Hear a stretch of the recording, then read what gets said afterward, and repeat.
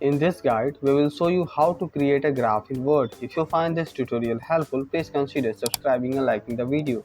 First, navigate to the top menu in Word and click on Insert. Move to the right until you find Charts. Then click on it. You will see various chart options such as column, line, and more. Let's choose a column and a clustered column chart. After selecting, click OK. A chart will be inserted and a pop-up window will appear where you can add your data. Let me expand this window. You can manually enter your data, but I have some data copied from another documents. I will delete the existing placeholder data. Click on the top cell, right click and select paste. Next, select the range of data you want to use in the chart. I will highlight the data dates and amount.